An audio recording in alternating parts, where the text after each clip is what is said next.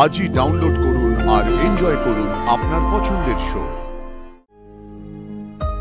মেয়েটা একটু ক্লান্তও হয় না, এত রাতে বিনা ক্লান্তিতে বিনা বিশ্রামে আয়ুষের সেবা করে যাচ্ছে। দেবীমা, হ্যাঁ, আমি কি আজ এখানে থেকে ছোট সাহেবের দেখাশোনা করব? বুঝো ঠেলা, কাজের মেয়ে হয়ে তুমি বাড়ির ভেতরে ঢুকে থাকতে চাইছো? আর একটা যদি কথা বলেছিস ছোট, মুখটা বন্ধ রাখ।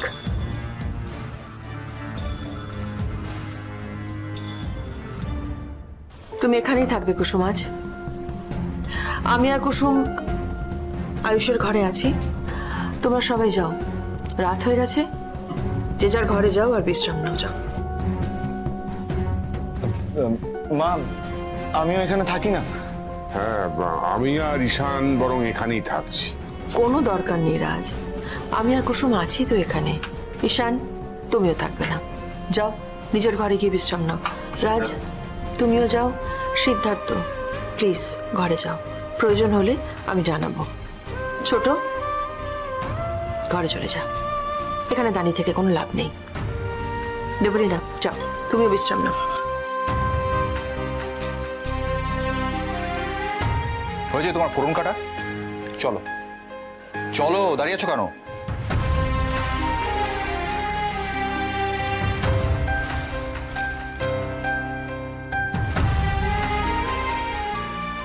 রাজ, যাও না তোমরা, শরীরটা তো আবার খারাপ হবে বলো।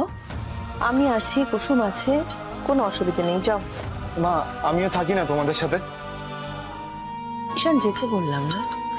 আমি আর ও আছি, কোনো অসুবিধা নেই, যাও বিশ্রাম নাও। আচ্ছা, আবার বসে পড়লে কেন? তোমার শরীরটা খারাপ হলে কি হবে বলো তো? যাও না রাজ, শুয়ে পড়ো না।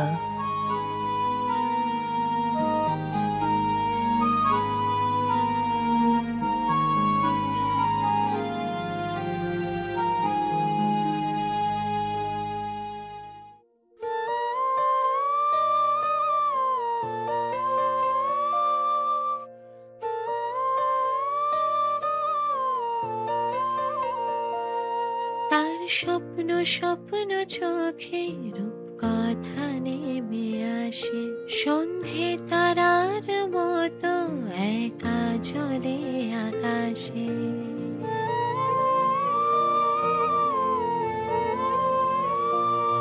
তার গান শুনে ছোটাকি গুনগুন করে বাতাসে। সেই দেবীমা, কথারই এখন কি জ্বরটা একটু কমেছে? ভালোবাসে, একটু কম লাগছে। মেঘ সরিয়ে রোদ উঠাবে সে, সবারই মনে ফুল ফোটাবে। ওকে দেখেও মনে হচ্ছে অবস্থার উন্নতি হয়েছে। দেবীমা, তাহলে এখন আর জলপট্টিটা দিতে হবে না। আচ্ছা, এই নাও, গরম দুধটা খেয়ে নাও। একদম ভিজে গেছো তো, গরম দুধ খেলে ঠান্ডা লাগবে না। বড় সাহেব, ছোট সাহেব ঠিক না হওয়া পর্যন্ত আমি কিচ্ছু খেতে পারবো না। খাওয়া যায় কখনো রাজ? খেতে পারবো না, তুমি কেন শুধু শুধু নিয়ে এলে? কিন্তু এটা না খেলে শরীর খারাপ করবে তো। কিচ্ছু হবে না, বরং শরীরটা এবার তোমার খারাপ করবে জানো। যাও না, ঘুমের ওষুধটা খেয়ে ঘুমিয়ে পড়ো না রাজ। আয়ুষের এই অবস্থা, রাতে কি আমার ঘুম আসবে? আচ্ছা, আমি আর কুসুম তো আছি, রাতে কিছু প্রয়োজন হলে ডাকবো তোমাকে। তাছাড়া জ্বর এখন অনেক কম, দেখবে কাল সকালে অনেক বেটার ফিল করবে। তুমি শুয়ে পড়ো রাজ, প্লিজ।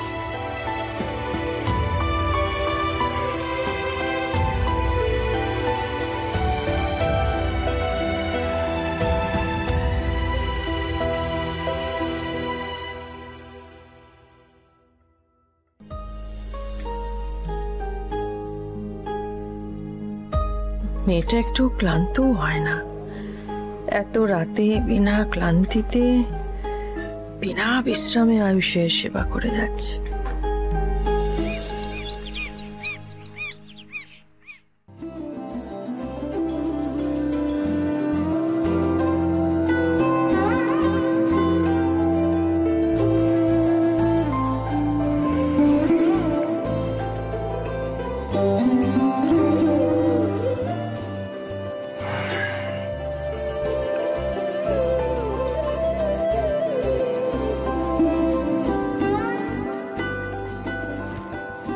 মা এখানে, কুসুমও এখানে?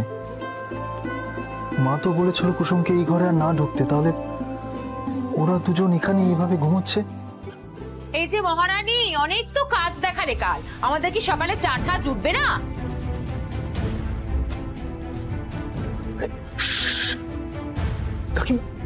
আরে কাকিমুনি আস্তে ঘুমোচ্ছে, কুসুম জেগে যাবে।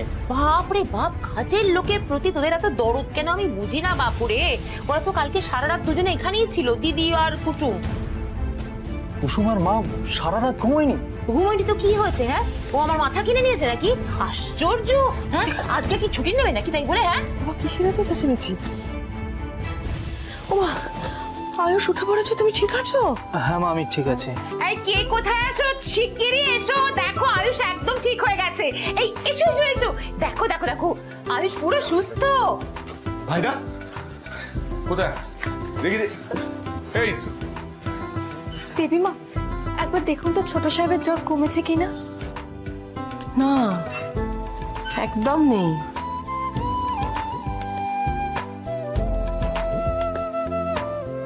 এই তো বলি না, ভাত পাতলে তুমি, ক্ষীর খেলে কাজের লোক। হ্যাঁ কি গো? জাদুকরের জাদু আবার কাজ করলো। কাল সারা রাত কুসুম আর তোমার মা তোমার সেবা যত্ন করেছে আয়ুষ।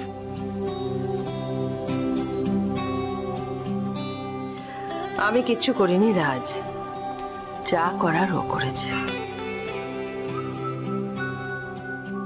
অনেক অনেক বড় হও তুমি কুসুম, তোমার নাম ডাক চারিদিকে ছড়িয়ে যাক।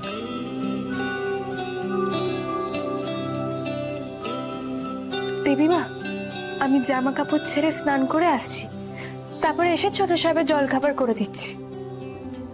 দাঁড়াও,